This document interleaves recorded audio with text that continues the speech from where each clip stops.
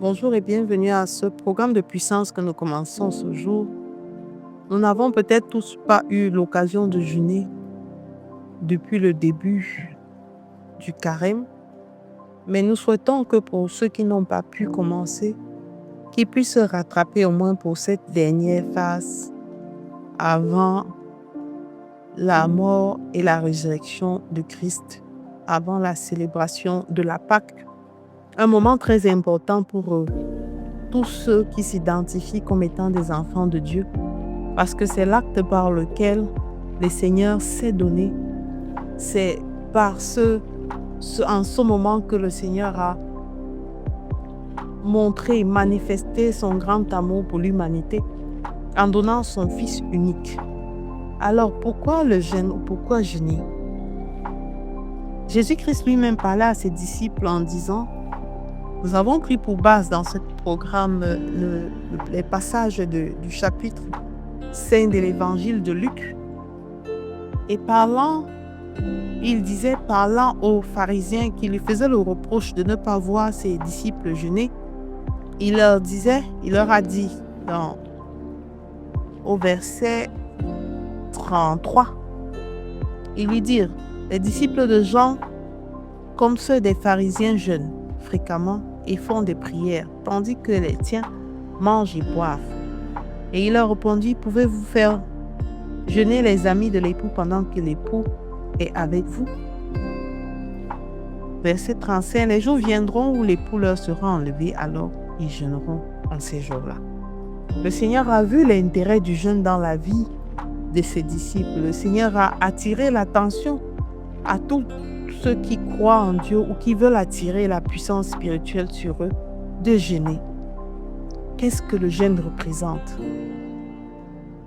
Le jeûne, c'est un engagement personnel et volontaire de s'abstenir des plaisirs naturels pour un besoin spirituel.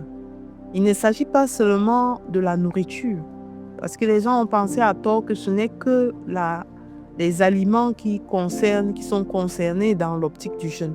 Il ne s'agit pas de faire un régime alimentaire en se disant: je me prive de yaourt.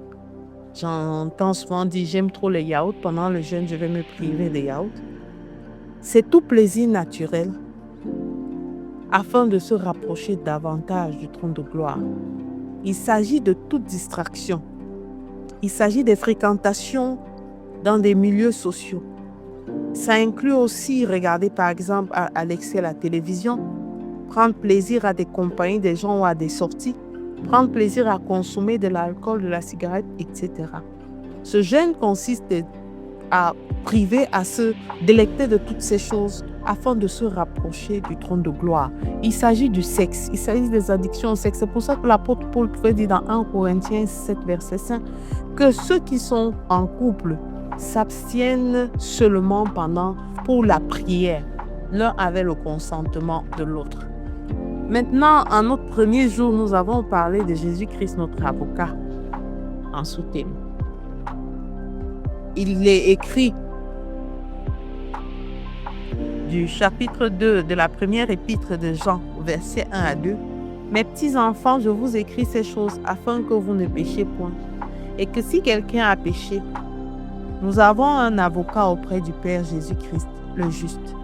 Il est lui-même la victime expiatoire pour nos péchés, et non seulement pour les nôtres, mais aussi pour ceux du monde entier.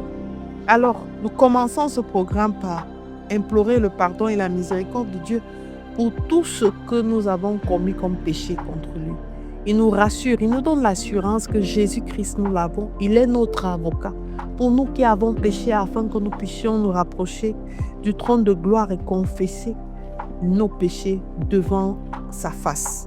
Alors, je prie ce matin, Seigneur, et je prie que tu pardonnes ton peuple, aujourd'hui présent devant ta face, qui s'est engagé à se priver de tout plaisir naturel, Seigneur, parce que nous voulons grandir spirituellement, parce que nous voulons arriver à d'autres niveaux, expérimenter une autre communion avec toi, parce que nous voulons aisément t'inviter dans nos vies. Seigneur, nous prions aujourd'hui que tu pardonnes tout manquement, toute faiblesse, Seigneur. Que tu pardonnes, Père éternel, toute parole déplacée, tout abus, toute obsession, Père éternel, sur lesquelles les uns et les autres ne peuvent lâcher prise. Seigneur, pardonne-nous notre manque d'adresse, notre manque de communion permanente avec toi. Pardonne-nous nos dérives avec notre prochain, tout acte de raillerie, corruption, tout acte, Père éternel, qui nous a éloignés de toi. Pardonne-nous toute méchanceté dont nous sommes chargés. Pardonne-nous, Seigneur, je t'en supplie.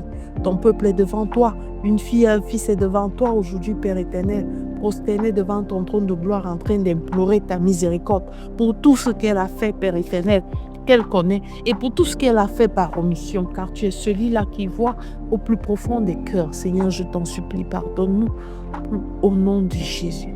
Père éternel, tu t'es donné comme victime expiatoire, et pour la Pâque, nous célébrons, Père éternel, ce sang que tu as versé pour nous.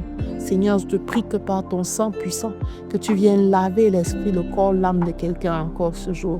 Que tu viennes purifier, Père éternel, le corps de quelqu'un qui est entré en gêne, afin de pouvoir davantage, Père éternel, bénéficier de toi et grandir spirituellement à tes côtés. Tu nous as appris que tous les grands noms de la Bible, tous ceux qui avaient une relation étroite avec toi, avaient eu des périodes de jeûne et s'étaient retirés. Seigneur, nous prions que toi-même tu te glorifies, afin que, Père éternel, tu prennes tout total contrôle. Lave et purifie. Au nom de Jésus-Christ, nous avons prié. Amen. Amen. Amen.